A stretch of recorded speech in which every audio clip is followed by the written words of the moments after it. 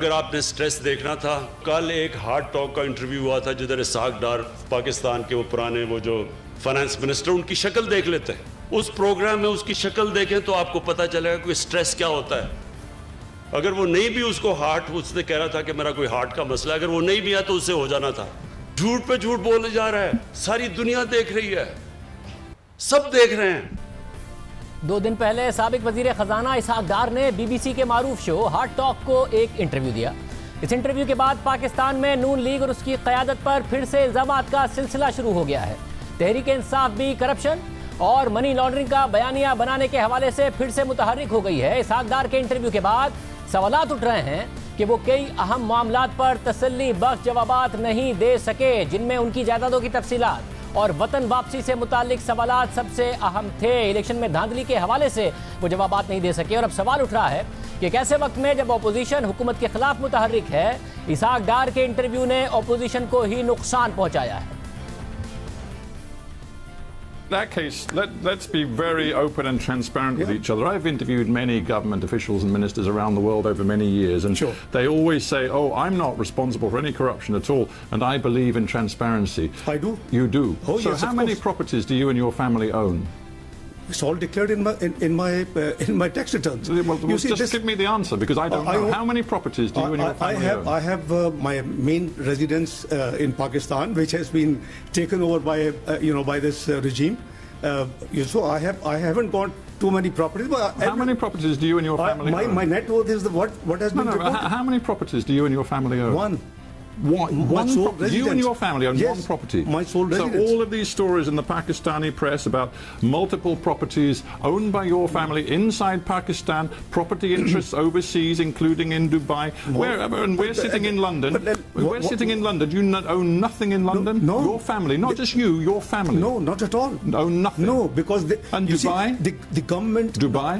My sons have just one villa, which is owned by them. They're in business for the last 17 years. So when I asked you how many properties you and your family own, and you said one, that wasn't strictly true. No, it is strictly true because they're adults, they're married, they're 17 years, they're in business, so they're independent of me.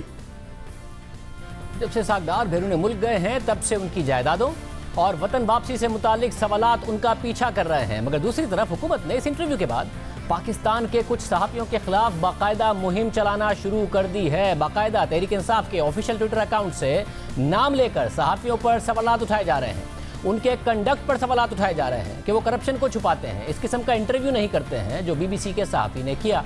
अलबत्ता खुद हुकूमत ने इसहाक डार के interviews करने पर पाबंदी लगाई हुई है। सिर्फ यही नहीं, जब हमने नून लीग की मुआशी पॉलिसीज़ के हवाले से इसहाक डार के इंटरव्यू का माजी का एक क्लिप चलाया था, तो हमें हुकूमत की तरफ से मना किया गया कि आप ऐसा भी नहीं कर सकते। मुख्तलिफ सहाफ़ियों ने इसहाक डार के इंटरव्यू भी किए, मगर उन्हें रोक दिया गया। लेकिन आज जब इसहाक डार का इंटरव्यू हुकूमती मौक़िफ़ को सूट कर रहा है, तो पेमरा को भी कोई एतराज़ नहीं है। हुकूमत भी खुश नज़र आ रही है। उनका बीबीसी का इंटरव्यू हर चैनल पर चल रहा है, उर्दू तर्जुमे के साथ चल रहा है, और पाकिस्तानी सहाफ़ियों पर सवालात उठाए जा रहे हैं। अहम बात यह है कि जिन सहाफ़ियों पर इल्ज़ामात आयद किए जा रहे हैं, वो पीपल्स पार्टी और नून लीग के दौर में उनसे सवालात करते रहे, और उस वक्त के हुकूमती रहनुमा भी इन सहाफ़ियों से नाराज़ नजर आए, उन्हें ताने दिए जाते रहे। हामिद मीर साहब भी 2017 में इसहाक डार का इंटरव्यू कर चुके हैं, 2 दफ़ा कर चुके हैं। उस वक्त इसहाक डार हामिद मीर साहब को इमरान खान से दोस्ती का ताना देते रहे, और वो उनसे ये सवालात भी करते रहे। सन 2000 में मनी लॉन्ड्रिंग के हवाले से एक बयान दिया था, जिसको कि आप बाद में ट्रैश कहते रहे, लेकिन मुशर्रफ साहब का दावा है कि वो बयान आपने अपनी मर्जी से रज़ाकराना तौर पे दिया था, और वो बिल्कुल ट्रैश नहीं है। अब आप इस ट्रैश को ख़त्म होने देंगे कि नहीं होने देंगे? प्रॉब्लम ये है कि आपके जो पुराने दोस्त हैं, जो कि उस वक्त दुश्मन बन गए थे आपके 93 में, जब मैं प्रेसिडेंट लाहौर चेंबर था, वो आप पर ब्लेम करना चाहते थे, और आज वो आपके दोस्त सबसे बड़े दोस्तों में शामिल दोबारा हो गए हैं। Be careful, he is going to hit you again. तो उनसे कोई आप जो आपके दोस्त हैं जी, जिनको आप मेरे दोस्त कह रहे हैं, इमरान खान जी, वो बार बार कह रहे हैं कि आपकी हुकूमत, जिसके वज़ीर आज़म नवाज शरीफ हैं, उन्होंने जरदारी साहब के साथ डील कर लिया है, जिसकी वजह से अयान अली भी रहा हो रही है, डॉक्टर आसिम की को भी रिलीफ मिल रही है, शर्जील मेमन भी आ रहा है। वो कह रहे हैं डील हो गई आपकी। देखें उनको तो छोड़े ना जी, वो आपसे ज्यादा तजर्बा किसका है उनके साथ? उनकी चीज को आप डिस्काउंट कर दिया करें ना। इमरान खान साहब ने आप पर इल्ज़ाम लगाया था कि आपने पैसे अपने बेटे को भिजवा दिए हैं बाहर। भाईजान, मेरे टैक्स रिटर्न में एक तो ये कि उनको बड़ी अच्छी तरह पता है कि मैं 2002 से 2008 I was financial advisor and as head of अपना एक फंड इन यूएई। मेरी वो सारी जो डिक्लेरेशन है इनकम की, वो मेरी इलेक्शन कमीशन रिटर्न में भी जाती रही हैं और मेरे टैक्स रिटर्न में भी जाती रही। Imran Khan is not going to tell me कि जो मेरी लॉफुल अर्निंग है मैं क्या करूं उसका। इमरान खान जब अपोजिशन में थे तो सबसे ज़्यादा इंटरव्यूज़ उन्होंने हामिद मीर साहब को दिए और उस वक्त नून लीग जो हुक्मरान जमात थी वो हामिद मीर साहब को ताने दे रही थी कि वो इमरान खान साहब के दोस्त हैं। और आज इमरान खान साहब की हुकूमत में हामिद मीर साहब समेत दीगर सहाफ़ियों पर सवालात उठाए जा रहे हैं। अपोजिशन के उन रहनुमाओं से मुतालिक सवालात उठाए जा रहे हैं जिनके इंटरव्यूज़ करने पर पाबंदियाँ खुद हुकूमत ने लगाई हुई हैं। इसहाक डार से लेकर नवाज शरीफ तक सब पर पाबंदियाँ हैं और एक सहाफ़ी का फ़र्ज़ है कि जब भी वो किसी पर सवाल उठाता है तो उसका मौक़िफ़ भी उसमें शामिल करता है, उसे प्रोग्राम में आने की दावत देता है। मगर ये रास्ते खुद हुकूमत ने बंद कर दिए हैं। हुकूमत आज इजाज़त दे, हम कल इसहाक डार साहब का इंटरव्यू करते हैं, क्योंकि जब उन पर पाबंदी नहीं थी तो उनकी जायदादों के हवाले से ये सवालात हमने ही अपने प्रोग्राम में उठाए थे, बार बार उठाए थे और उनसे उनके बच्चों के कारोबार के ज़राए आमदनी और वतन वापसी से मुताल्लिक सवालात किए थे। सोर्स ऑफ फंडिंग है, पैसे उनके पास इतने सारे आए कहां से? 52 विलास और ये सारा का सारा मामला, इतने सारे पैसे आए कहां से? 52 विलास खरीदे नहीं गए, बुक किए गए हैं। उसकी एक बड़ी टोकन पेमेंट देनी होती है। ये 52 विलास खरीदे नहीं गए, कभी उनकी ओनरशिप नहीं रही। खान साहब जो केस एस्टैब्लिश कर रहे हैं इससे आगे, वो बड़ा अहम है। उसके लिए सवाल बड़ा अहम है कि HDS टावर मैनेजमेंट लिमिटेड में 16,000 दिरहम आते हैं, 1,08,000 दिरहम आते हैं बरतानिया से, टर्की से आए 16,000 दिरहम, 6 करोड़ 10 लाख दिरहम स्विट्जरलैंड से आए हैं। ये पैसा कहां से आ रहा है? उसके बाद जो केस एस्टैब्लिश कर रहे हैं वो अहम, ये कहां से आ रहा है पैसा और क्यों आ रहा है? ये बिल्कुल खान साहब की बेबुनियाद बात है और वो इल्जामात लगाने के माहिर हैं। वो हमेशा झूठे इल्जामात लगाते रहे हैं। जब खान साहब कुछ भी नहीं थे तो मैं लंदन में डायरेक्टर फाइनेंस था, मैंने 74 में CA किया था। फिर खान साहब किसके पास आते थे? जब लाहौर चेंबर का कौन प्रेसिडेंट था 92-93 में, जिसके पास आगे खान साहब चंदा लेने आते थे? वो कौन सा प्राइवेट दफ्तर था हजवेरी सेंटर जिसमें खान साहब आगे आता था, घंटा मेरा इंतजार करते थे? उन्होंने ग्रुप कंपनीज के नाम कुछ दिए हैं, इनसे भी वो चंदा लेते रहे हैं। अब कोई अगर चंदा आप किसी को दे रहे हैं तो उसने आके आपके अकाउंट थोड़ी चेक किए हैं। कोई ये थोड़ी कहेगा कि ईदी साहब को मैंने चंदा दिया था, इसका मतलब है कि ईदी साहब ने मेरे अकाउंट्स भी चेक किए थे कि मेरी जो सोर्स ऑफ फंडिंग है वो कितनी जायज़ और कितनी नाजायज़ है। अगर आपने शौकत खानम को दिया था तो इसका मतलब ये थोड़ी है कि इमरान खान साहब ने आपकी बैलेंस शीट और अकाउंट्स भी देख लिए थे, सोर्स ऑफ फंडिंग भी देख ली थी। आज वो इल्ज़ाम लगा रहे हैं कि पहले नहीं थे आपके पास पैसे, शरीफ खानदान के पास आप करीब आए हैं तो पैसा एक तो बहुत सारा जो आपके नाम पर है वो शरीफ खानदान का है, और दूसरा जब आप शहबाज शरीफ साहब के करीब आए तब से आपने पैसा बनाना शुरू किया, उनके लिए भी बनाया, अपने लिए भी बनाया। मेरी 2007 के बाद तो मेरी नेटवर्क में डिक्लाइन है, उसमें रिडक्शन है। तो खान साहब इसी जगह पे रुक जाएं, अपने किसी चीज में तो खड़े रहें।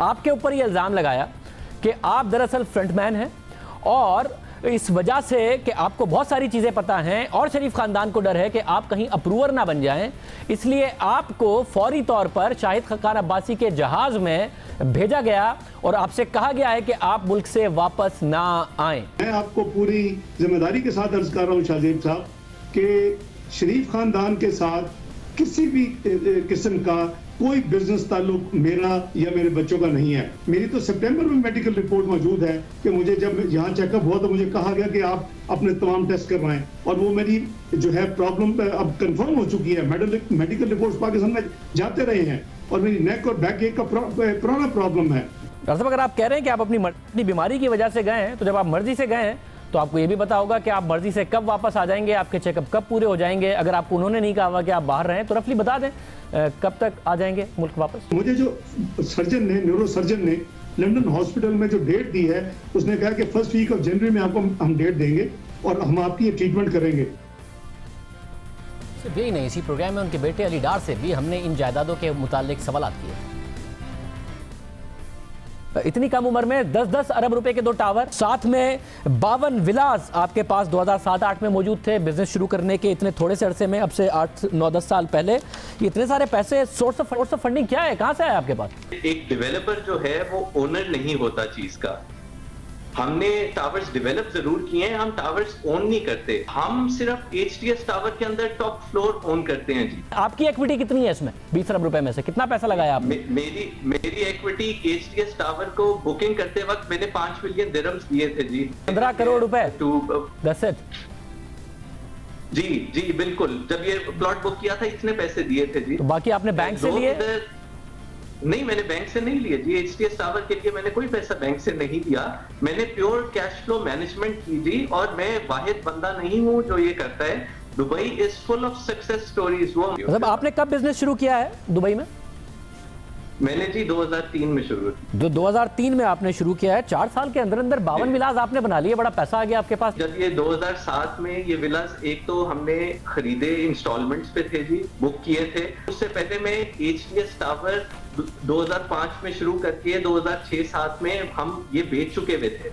तो हमारा जो सीट बनी है वो ऑब्वियसली उससे हम पैसा बना चुके थे। We had done business. 2003 का मैंने शुरू किया हुआ, 2007 में ये विलास बुक किए हम। बिटवीन 2007 एंड 2008 ये सारे के सारे 52 विलास बेच चुके हैं जी।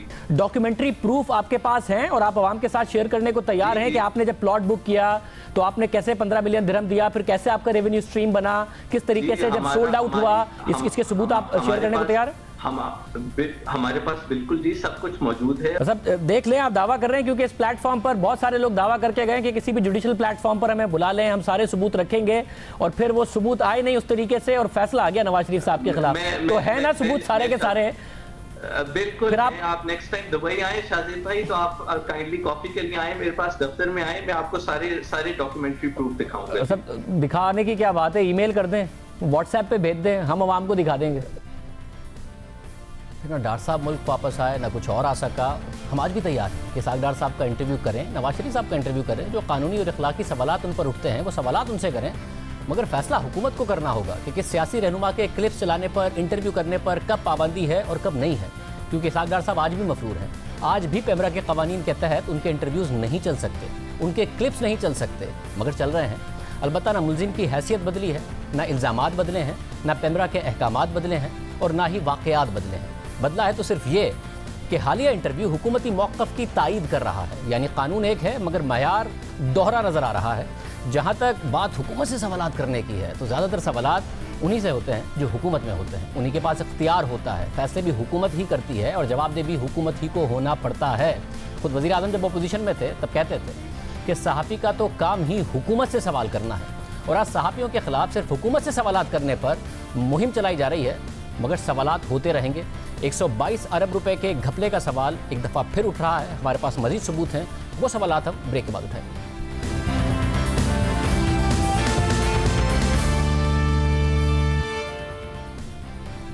हम बार बार वज़ीर आज़म की तवज्जो इस बात की तरफ दिला रहे हैं कि उनसे गलत बयानी की जा रही है। वज़ारत पेट्रोलियम और पावर के गलत और ताख़ीर से फैसलों की वजह से कम अज़ कम 122 अरब रुपए का नुकसान हो चुका है, मगर फ़ायदा किसका हुआ है? और अपनी गलत बयानी छुपाने के लिए वज़ीर आज़म के मामले ख़ुसूसी बराए पेट्रोलियम नदीम बाबर साहब मुसलसल गलत बयानी कर रहे हैं। उन्होंने एक बार फिर गलत बयानी की है। हमने बार बार ये मसला उठाया है कि खुद वज़ीर आज़म और मिनिस्टर बराए पेट्रोलियम और खुद मामले ख़ुसूसी बराए पेट्रोलियम नदीम बाबर बार बार कह चुके थे कि सर्दियों में गैस की शदीद कमी होगी, मगर वक्त पर LNG के टेंडर्स ना करने की वजह से अरबों रुपए का नुकसान किया गया। मामले ख़ुसूसी बराए पेट्रोलियम ने फिर प्रेस कॉन्फ्रेंस की है और देखिए कि वज़ीर आज़म और आवाम को फिर से गलत बताया है। अगर हम गर्मियों में दिसंबर के ऑर्डर कर लेते तो ये नहीं होना था कि गर्मियों की प्राइस हमें दिसंबर में मिल रही होती, हमें दिसंबर की ही प्राइस मिल रही होती। ये जान के इस चीज़ को बार बार उठाया जा रहा है कि जी पता नहीं हमने क्या गलत काम कर दिया कि सर्दियों का भी माल हमें गर्मियों में ख़रीद लेना चाहिए था। अच्छा भाई, ख़रीद लेते तो कीमत तो वही होनी थी, उससे फ़र्क क्या पड़ना था? फिर गलत बयानी की है। गर्मियों में सर्दियों के लिए फॉरवर्ड कॉन्ट्रैक्ट मौजूद थे, मगर वो गर्मियों की कीमत पर नहीं मिल रहे थे। जब कीमतें $2 से $2.5 गर्मियों में थी तो सर्दियों के लिए $4 से $4.5 का रेट मिल रहा था, जैसा कि आप देख सकते हैं। मगर अगर गर्मियों में ना भी लेते, बाद में भी जल्दी कर लेते, तो मुल्क के अरबों रुपए बचा लेते। हम आपको मजीद सबूत दिखाने जा रहे हैं। पाकिस्तान ने अक्टूबर में जाकर नवंबर में टेंडर खोले और रेट मिला औसत 14%, यानी $6 फी MMBTU से ऊपर। भारत ने पाकिस्तान से सिर्फ 3 हफ्ते पहले नवंबर के लिए टेंडर्स किए और उन्हें रेट मिला $4.9, यानी सिर्फ 3 हफ्ते देर करने की वजह से नवंबर के महीने में भारत के मुकाबले में पाकिस्तान ने 2 अरब रुपए ज्यादा अदा किए। मगर भारत की मईशत कोरोना से बुरी तरह मुतासिर थी, केसेस बढ़ रहे थे, मईशत 22% से भी ज्यादा मनफी से गिर रही थी। पाकिस्तान में कोरोना कंट्रोल में था, मईशत खुल चुकी थी, इंडस्ट्री और बरामदात के बेहतर नंबर्स आ रहे थे। पता था कि सर्दियों में शदीद कमी होगी, फिर भी वज़ीर आज़म नदीम बाबर से पूछें कि इतनी देर क्यों गई है? हमें तो भारत से भी 2 से 3 महीने पहले टेंडर्स कर लेने चाहिए थे, और अगर वो किए जाते तो पाकिस्तान 5 अरब रुपए से जायद सिर्फ 1 महीने में बचा लेता और नुकसान से बच जाता। सब कुछ सामने था, सब छप रहा था, सब नजर आ रहा था। और बतौर एडवाइजर तो नदीम बाबर साहब का यही काम है कि वो इस मौके पर पाकिस्तान के अरबों रुपए बचाने के लिए वजीर आजम को मशवरा देते हैं, क्योंकि वो इलेक्शन जीत कर नहीं आए हैं। पावर और पेट्रोलियम सेक्टर से उनका ताल्लुक है, जिसकी वजह से ही उन्हें ये ओहदा मिला है कि वो अपने तजर्बे से हुकूमत को वक्त पर सही मशवरे दें। हम आपको दिखाते हैं कि कैसे सब सामने था। जुलाई में कीमतें ऊपर जाना शुरू हो गई थी, मगर सही वक्त पर फैसले नहीं किए गए। 31 जुलाई 2020 को रॉयटर्स में खबर शाया हुई कि एशिया में LNG की कीमतें बढ़ना शुरू हो गई हैं और सितंबर की डिलीवरी के लिए सौदों में 25 सेंट का इजाफा हुआ है और सितंबर की डिलीवरी $2.60 फी सेंट में हो रही है, मगर पाकिस्तान ने उस वक्त नहीं खरीदा। जुलाई में सितंबर के लिए पाकिस्तान की लोकल गैस से भी सस्ती गैस खरीदने का मौका ज़ाया किया और फर्नेस ऑयल उस वक्त भी ऑर्डर किया गया, बाद में भी ऑर्डर किया गया। तो किसका फायदा किया गया? अगस्त के लिए LNG खरीद कर 80 करोड़ रुपए का नुकसान किया गया। फिर सितंबर के लिए $4.25 की LNG खरीद कर पाकिस्तान का एक कार्गो पर 80 करोड़ रुपए का फिर नुकसान किया गया, मगर फायदा किसका किया गया? फिर सिलसिला आगे बढ़ा। फिर एक हफ्ते के बाद 7 अगस्त 2020 को रॉयटर्स में खबर छपी कि सितंबर की डिलीवरी के लिए एशिया के सौदों की कीमत मजीद बढ़ाकर $3.1 हो गई है। एक हफ्ते में 40 सेंट का इजाफा हो गया है और अक्टूबर की डिलीवरी $3.5 में हो रही है, मगर ना सितंबर के लिए पूरा ऑर्डर किया गया, ना अक्टूबर के लिए ऑर्डर किया गया। फिर अक्टूबर के टेंडर सितंबर में जाकर किए गए, जो $4.5 से ऊपर जाकर हुए। फिर अरबों का नुकसान पहुंचाया गया।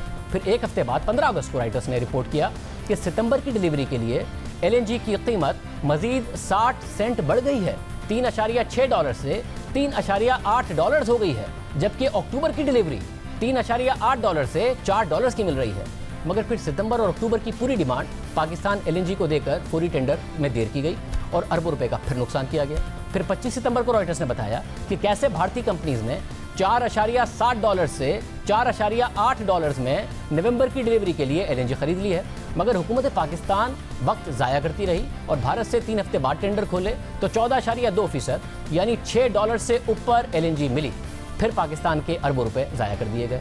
फिर 9 अक्टूबर 2020 को खबर छपी कि नवंबर की डिलीवरी के लिए कीमतें पिछले हफ्ते से मजीद बढ़कर $5.5 हो गई हैं और दिसंबर की $5.7 है, मगर दिसंबर के टेंडर्स भी वक्त पर नहीं किए गए। जुलाई में जब कीमतें $3 से कम थीं तो पाकिस्तान $4 से $4.5 के फॉरवर्ड कॉन्ट्रैक्ट में दिसंबर के लिए गैस खरीद सकता था, मगर नहीं खरीदी। मगर अफसोस की बात है कि अगस्त, सितंबर, अक्टूबर, नवंबर में भी बार बार मौका ज़ाया किया गया। कीमतें ऊपर जा रही थी, हुकूमत को डिमांड का पता था सर्दियों में गैस नहीं होगी, मगर वक्त ज़ाया किया गया और फिर अरबों रुपए ज़ाया किए गए। मगर वज़ीर आज़म तहकीकात कराएं कि फ़ायदा किसका हुआ, क्योंकि अक्टूबर में दिसंबर की डिलीवरी $5.60 की मिल रही थी, मगर पाकिस्तान ने नवंबर में जाकर दिसंबर के टेंडर्स खोले तो 16.9% तक जाकर LNG मिली, यानी $7 से भी ऊपर, और वो भी 6 कार्गो। यानी सिर्फ सर्दियों में वक्त पर LNG ऑर्डर ना करने की वजह से इन महीनों में मुल्क का 30 से 35 अरब रुपए का नुकसान किया जा रहा है। 2018 में हुकूमत ने यही गलतियां की, फिर 2019 में सबक सीखा और देखिए जब सितंबर 2019 में दिसंबर तक की बिड्स की तो क्या कीमतें आई थी। अक्टूबर 2019 के लिए 8.8% आई, नवंबर 2019 के लिए 9.3% आई और दिसंबर 2019 के लिए 10.6% तक की बिड्स हुकूमत को मिली। ये सब हुकूमत ने 2019 में 2018 की गलतियों के बाद किया था, और जल्दी करते और बेहतर रेट्स मिलते, क्योंकि पाकिस्तान LNG भी बार बार हुकूमत को जल्दी डिमांड बताने का मशवरा दे रहा था। पिछले साल जल्दी ऑर्डर कर ली थी, इस साल फिर नहीं की। यहाँ वज़ीर आज़म 4 सवाल नदीम बाबर से पूछें। पहला ये कि दिसंबर में 6 कार्गो मंगवाने का मतलब ये है कि टर्मिनल बिल्कुल खाली पड़ा था, 6 के 6 कार्गो मंगवाने की गुंजाइश मौजूद थी, तो फिर क्यों कोई भी LNG कार्गो का इंतजाम पहले नहीं किया गया। दूसरा सवाल ये पूछें कि जब खुद वज़ीर आज़म को उनके वुज़रा ने बता दिया था कि सर्दियों में शदीद गैस की कमी होगी, और ये भी खुद वुज़रा कहते हैं कि सर्दियों में कीमतें बढ़ जाती हैं, तो नवंबर में जाकर दिसंबर के लिए टेंडर क्यों किए, जबकि पिछले साल 2018 से सीखते हुए जल्दी कर दिए थे। तीसरा सवाल वज़ीर आज़म नदीम बाबर साहब से ये पूछें कि जब अगस्त, सितंबर, अक्टूबर में बार बार नजर आ रहा था कि कीमतें मुसलसल बढ़ रही हैं, बार बार इस हवाले से आर्टिकल छप रहे थे और भारत की मईशत तबाहाली का शिकार थी, कोरोना फैल रहा था, इसके बावजूद क्यों भारत ने नवंबर के लिए गैस पाकिस्तान से 3 हफ्ते पहले ऑर्डर करके अपने अरबों रुपए बचा लिए और वजारत पेट्रोलियम ने पाकिस्तानियों के अरबों रुपए गंवा दिए। चौथा सवाल वज़ीर आज़म नदीम बाबर से पूछें कि ऐसा नहीं था कि नवंबर के लिए अक्टूबर में देर से टेंडर करने वाली गलती पहली गलती थी जो दिसंबर में दोहरा दी गई, बल्कि यह गलती तो वो अगस्त और सितंबर में कर चुके थे और अरबों रुपए का नुकसान कर चुके थे। तो इससे उन्होंने कुछ क्यों नहीं सीखा किसका फायदा किया गया जब मुल्क का अरबों रुपए का नुकसान किया गया। हम आपको खुद हुकूमती दस्तावेजात दिखा देते हैं। नदीम बाबर साहब महज लफ्जी दावे कर रहे हैं, मगर हम इन दस्तावेजात का आपके सामने रखते हैं क्योंकि वो इन दस्तावेजात का जवाब नहीं दे रहे हैं जो खुद हुकूमत की अपनी दस्तावेजात हैं। पाकिस्तान ने जुलाई में सितंबर के लिए टेंडर किया और 5.73% का पाकिस्तान की तारीख का सबसे कम LNG का सौदा हुआ और पाकिस्तान इसमें कामयाब हुआ। अगर उसी वक्त अगस्त के लिए दूसरा टेंडर कर लेते तो 7.8% पर बिड आई थी, मगर नहीं लिया। फिर अगस्त में जाकर अचानक अगस्त के लिए टेंडर किया जो 9.3% पर मिला, जो आपके सामने स्क्रीन पर है। यानी जुलाई में अगस्त के लिए किए गए टेंडर से $5 मिलियन या 80 करोड़ रुपए ज्यादा। हालांकि इस टेंडर के आखिर में पाकिस्तान LNG लिमिटेड ने लिखा कि अर्जेंटली गैस की डिमांड का बताया गया है, इसलिए इसकी जिम्मेदारी पाकिस्तान LNG लिमिटेड पर आयद नहीं की जा सकती। खुद पाकिस्तान LNG भी ताखीर से फैसले की जिम्मेदारी हुकूमत पर डाल रहा था और इससे फासला इख्तियार कर रहा था। अगर इस गलती से भी सबक सीख लेते तो पाकिस्तान के अरबों रुपए बच जाते, मगर वजीर आजम उनसे पूछें कि यही गलती फिर सितंबर में क्यों दोहराई। पाकिस्तान ने अगस्त में सितंबर के लिए टेंडर किए तो बिड्स में 6.95% और 7.96% आई। इससे अगली बिड थी 8.43%, मगर सिर्फ 2 कार्गो का टेंडर किया गया। और सितंबर में जाकर अचानक सितंबर के लिए टेंडर किया तो LNG खरीदी 10.88% पर, यानी फिर $5 मिलियन या 80 करोड़ रुपए से ज़्यादा का नुकसान कर दिया। फिर वही अगस्त वाली गलती दोहराई गई और फिर बाद में भी ये गलती बार बार दोहराई गई। टेंडर्स वक्त पर नहीं किए गए और 30 से 35 अरब रुपए का सिर्फ इन महीनों में नुकसान कर दिया गया। फिर पाकिस्तान LNG ने आखिर में इस टेंडर के आखिर में भी लिखा कि हमें बिल्कुल अर्जेंट डिमांड बताई गई और इसकी जिम्मेदारी पाकिस्तान LNG पर आयद नहीं की जा सकती।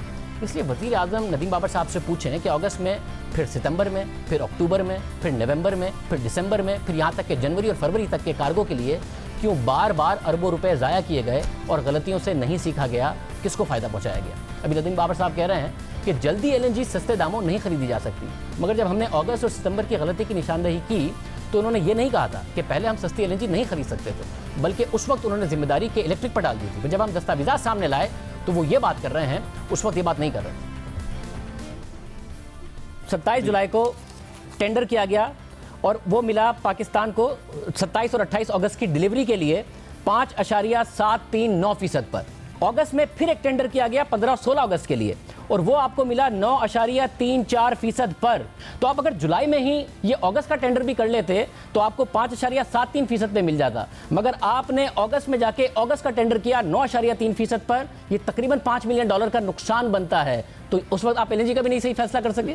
कराची इलेक्ट्रिक ने पहले हमारे साथ कोई एग्रीमेंट नहीं LNG का, उन्होंने शॉर्टेज की वजह से उन्होंने कहा हमें और दे दें। हमने टेम्परेरली SNGPL की गैस उनको डिवर्ट की और मीनवाइल उसको रिप्लेस किया कंडीशनल कार्गो से। मगर अगस्त के बाद आपने यही मिस्टेक दोबारा की।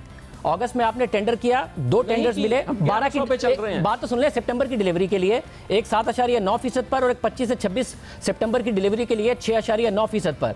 तीसरा टेंडर आपको अवेलेबल था 8.4% पर, मगर सितंबर में जाके आपने फिर दोबारा 22 और 23 सितंबर की डिलीवरी के लिए टेंडर किया 10.88% पर। फिर नीचे PLL ने यह लिखा कि SNGPL की तरफ से अचानक डिमांड आ गई थी जिसका हमें पता नहीं था और इसको फोर्स ही नहीं किया जा सकता था। फिर यही गलती और साहब फिर $5 मिलियन का नुकसान। मैं आपको बार बार यही कह रहा हूँ शाहजेब कि जो डिमांड पावर सेक्टर देता है हम उसके हिसाब से LNG मंगवा लेते हैं। अगर कराची इलेक्ट्रिक की डिमांड नहीं शामिल थी और वो ऐड करते हैं लास्ट मिनट पे, तो हम उस वक्त जो स्लॉट अवेलेबल है हमारे लिए। फिर हमने दस्तावेज़ात से साबित कर दिया कि के इलेक्ट्रिक की तो अचानक डिमांड आई ही नहीं थी और उनके अपने सितंबर के बयान दिखा दिए तो उन्होंने सस्ते दामों LNG खरीदने की बात को ही बेवकूफ़ी कह दिया और प्रोग्राम में दिखाई गई दस्तावेज़ात का जवाब नहीं दिया। के इलेक्ट्रिक को 2018 से 190 MMCFD गैस मिलने लगी, मगर नदीम बाबर और उमर अयूब साहब ने दावा किया कि अगस्त और सितंबर में अचानक के इलेक्ट्रिक की तरफ से डिमांड आने की वजह से LNG आखिरी वक्त में ऑर्डर की गई, जिसकी वजह से महंगी पड़ी।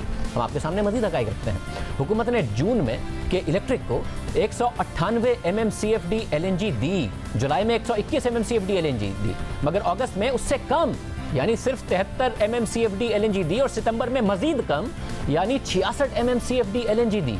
यानी अगस्त और सितंबर में के इलेक्ट्रिक की तरफ से अचानक ज्यादा डिमांड नहीं आई थी, बल्कि हुकूमत ने उल्टा जून और जुलाई के मुकाबले में के इलेक्ट्रिक को कम LNG फराहम की थी और इन 2 महीने में LNG ना सिर्फ जून और जुलाई से कम दी गई बल्कि उतनी ही दी गई जितनी गुज़िश्ता बरस अगस्त और सितंबर के महीने में दी गई थी। यानी कुछ अचानक नहीं हुआ था। कि जिसकी वजह से हुकूमत ये दावा करे कि बिल्कुल आखिर में जाके कि इलेक्ट्रिक की डिमांड का पता चला, इसलिए महंगी LNG खरीदी गई। वज़ीर आज़म अपनी टीम से पूछें कि क्यों देर से LNG ऑर्डर करके 1.5 अरब रुपए तक का नुकसान पहुंचाया गया। उन सबूतों का आज तक जवाब नहीं दिया गया। मगर ऐसा नहीं है कि गलती से रोकने के लिए हुकूमत को वार्निंग नहीं दी गई थी। पाकिस्तान LNG लिमिटेड, जिसकी जिम्मेदारी है कि मुल्क में LNG लाए, वो बार बार वजारत पेट्रोलियम को 2018 से लिखती रही कि बेहतर कीमत पर LNG लेने के लिए वक्त पर डिमांड का बताकर जल्दी टेंडर करने का कह दिया करें। हम फिर हुकूमती दस्तावेज़ात आपके सामने रख देते हैं और उम्मीद करते हैं कि वज़ीर आज़म खुद इसकी तहकीकात कराएं कि क्यों इस सब के बावजूद मुल्क का 122 अरब रुपए का नुकसान किया गया। नवंबर 2018 में वजारत पेट्रोलियम को पाकिस्तान LNG लिमिटेड की तरफ से खत लिखा गया कि सुई नॉर्थ ने 25 अक्टूबर को अपनी दिसंबर, जनवरी और फरवरी की LNG की ज़रूरत का बताया है और प्रोक्योरमेंट के लिए दरकार वक्त का ख्याल नहीं रखा है। सर्दियों में सूरत हाल और मुश्किल हो जाती है। पाकिस्तान LNG ने सुई नॉर्थ और वजारत बिजली से बार बार दरख्वास्त की है कि वक्त पर LNG की डिमांड का बता दिया करें, क्योंकि बेहतर कीमतों पर LNG हासिल करने के लिए 3 से 4 माह दरकार होते हैं और इस सब के लिए पेपरा रूल्स और LNG मार्केट के डायनामिक्स को मद्देनजर रखना चाहिए। अब इतनी आखिरी स्टेज पर जब LNG की प्रोक्योरमेंट का कहा जाएगा तो सर्दियों में LNG की ज़्यादा डिमांड की वजह से बिड्स का आना मुश्किल होगा और कीमतें ज़्यादा हो सकती हैं। खत में मज़ीद लिखा गया कि पाकिस्तान LNG लिमिटेड ने 1 नवंबर 2018 को अपने बोर्ड ऑफ डायरेक्टर्स की मीटिंग में इस बात पर अदम इत्मीनान का इज़हार किया कि सुई नॉर्थ और वजारत बिजली की तरफ से सही वक्त पर LNG की डिमांड नहीं बताई जाती। हम ये भी वाज़ा करना चाहते हैं कि सबकी वजह से LNG की सप्लाई में कमी या LNG टर्मिनल को पूरी तरह इस्तेमाल करने की जिम्मेदारी पाकिस्तान LNG कंपनी पर नहीं डाली जा सकती। साथ में ये भी लिख दिया कि इतने कम टाइम में हम दिसंबर 2018 के लिए LNG का इंतजाम नहीं कर सकते, क्योंकि पेपरा के रूल्स इसकी इजाज़त नहीं देते, मगर जनवरी और फरवरी के लिए टेंडर्स किए जाएंगे। बाद में भी पाकिस्तान LNG की तरफ से हुकूमत को जल्दी डिमांड बताने का कहा गया कि बेहतर कीमत पर LNG खरीदी जा सके, मगर फिर 2020 में यही गलतियाँ दोहराई गई। इसके अलावा नदीम बाबर साहब ने एक और गलत बयानी की। हमने 122 अरब रुपए के जो मुल्क को नुकसान पहुंचाया गया है वो मामला उठाया। सियाको सबाक से हटकर उन्होंने फिर बात कर दी कि 122 अरब रुपए का जो सवाल है वो तो उठ ही नहीं सकता। हमने क्या बात उठाई थी वो आपके सामने रखेंगे, पर उनकी बात सुनिए। एक मीडिया हाउस ने कहा जी 122 अरब रुपया हमने फालतू इस वजह से ज़ाया कर दिया। अब आप लोग सबके हाथ में टेलीफोन है या इसको कैलकुलेटर मोड में डालें, एक छोटी सी कैलकुलेशन कर लें। जनवरी से नवंबर के आखिर तक हमने 13 स्पॉट कार्गोज खरीदे, दिसंबर में 6 बुक किए हुए हैं, उनको भी शामिल कर लें, 19 cargoes. On the average her cargo की कीमत होती है 22 से 25 मिलियन डॉलर्स। दोनों को ज़रब दे लें और उसके रुपए बना लें, ये कुछ 76 अरब रुपए बनेंगे। मैं ये 19 के 19 कार्गो फ्री ले आता तो 76 बिलियन बनने थे। ये पता नहीं कौन सा हिसाब है कि जी 122 बिलियन का नुकसान कर दिया इन स्पॉट कार्गोज में। ये फ्री आ जाए 19 के 19 तो उसकी वैल्यू 76 बिलियन बनती है। और फिर गलत बयानी कर दी कि और कह दिया कि जो इस साल की LNG है सिर्फ उसकी कीमत बताई गई है। हमने एक चीज़ बताई थी कि कैसे 122 अरब रुपए बनते हैं। देखिए, 2018 में LNG टर्मिनल पूरी तरह इस्तेमाल ना करने पर 45 मिलियन डॉलर्स अदा किए। फिर 2019 और 2020 में भी टर्मिनल पूरा इस्तेमाल नहीं किया जा सका, पैसे ज़ाया किए गए, यानी तकरीबन 25 अरब रुपए का नुकसान किया गया। 30 अरब रुपए का नुकसान इस साल के 9 महीने में फर्नेस ऑयल से महंगी बिजली पैदा करके किया गया। 20 अरब रुपए का नुकसान फर्नेस ऑयल से बिजली पैदा करने की वजह से इन सर्दियों में होगा। 10 अरब रुपए का नुकसान 2018 की सर्दियों में कर दिया गया। 35 अरब रुपए का नुकसान गर्मियों में सस्ती LNG मिलने के बावजूद और ये पता होने के बावजूद कि दिसंबर में पाकिस्तान को LNG चाहिए होगी, फिर भी ऑर्डर करने में देर की गई, क्योंकि पाकिस्तान अब LNG महंगी खरीद रहा है। इस वजह से 1.5 अरब रुपए का नुकसान अगस्त और सितंबर में देर से LNG खरीदने की वजह से कर दिया गया, हालांकि डिमांड का अच्छी तरह पता था। यानी मुल्क का 122 अरब रुपए का नुकसान सिर्फ गलत फैसलों की वजह से और फैसलों में ताखीर की वजह से किया गया। और ये सब नुकसान इसके अलावा है जो इस दौरान गलत फैसलों की वजह से कभी बिजली ना होने और कभी गैस ना होने की वजह से मुल्क के अवाम को और इंडस्ट्री को हुआ। उम्मीद है वज़ीर आज़म नदीम बाबर साहब से इस बात का जवाब लेंगे, उनका मौक़िफ़ लेने के साथ साथ इस मामले की आज़ादाना तहकीकात भी कराएंगे और देखेंगे कि मुल्क का तो 122 अरब रुपए का नुकसान हुआ, मगर फ़ायदा किसे पहुँचाया गया। पूरा में बेशक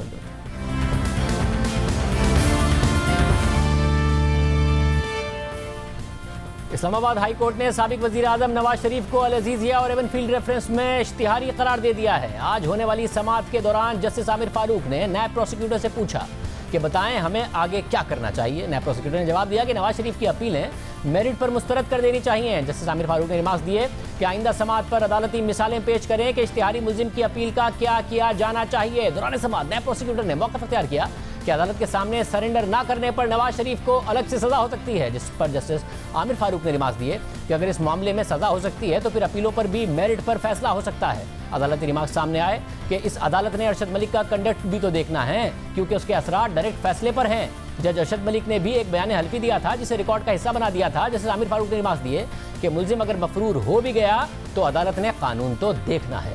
अदालत आज की समाअत का तहरीर हुक्मनामा कल जारी करेगी। हुकूमत मुसलसल नवाज शरीफ को वापस लाने के दावे करती रही है। वज़ीर-ए-आज़म इमरान खान ने अपने हालिया इंटरव्यू में कहा कि नवाज शरीफ को वापस लाने के लिए खुद बरतानिया जाना पड़ा तो बरतानवी वज़ीर-ए-आज़म बोरिस जॉनसन से जाकर बात करें। इस वक्त हम ब्रिटिश गवर्नमेंट से बात कर रहे हैं। हम चाहते हैं, वो चाह रहे हैं, ये दो चीज़ें हैं ना, अगर एक्स्ट्रेडिशन मांगते हैं तो वो लंबा प्रोसेस है। हम कह रहे हैं कि डिपोर्ट करो, डिपोर्ट अभी हो सकता है, क्योंकि ये झूठ बोल के यहाँ से गया था कि इसको बीमारी है, वहाँ जाके इलाज उलूज करवाया नहीं और वहाँ इंतज़ार करता रहा कि एनआरओ मिलेगा, जब नहीं मिला तो अब ये इसने शुरू कर दिया डिपोर्ट के लिए। जी, उनके ऑफिशियल से हमारी बातचीत चल रही है, रेगुलर बातचीत चल रही है। हमारी पूरी कोशिश है कि अब इसको हम डिपोर्ट करवाएं। तो आप प्रीमियर लेवल पे आप भी इस पे आएंगे अगर मसला हल ना हो? अगर मुझे जाना पड़ा तो फिर मैं बोरिस जॉनसन से बात करूंगा, इसको वापस लाएंगे हर सूरत में। जी, अब देखते हैं कि हुकूमत इस अदालती फैसले के बाद क्या करती है। प्रोग्राम में शामिल करते हैं। कोरोना के हवाले से मजीद बुरी खबर सामने आई है। एक दिन में होने वाली अमवात की तादाद तेजी से बढ़ रही है और गुज़िश्ता 24 घंटों में 75 अफराद कोरोना से इंतकाल कर गए हैं। मस्बत केसेस की शरह 8% हो गई है। एहतियात कीजिए, मास्क पहनिए, कोरोना से महफूज रहिए। दादी, अल्लाह हाफ़िज़।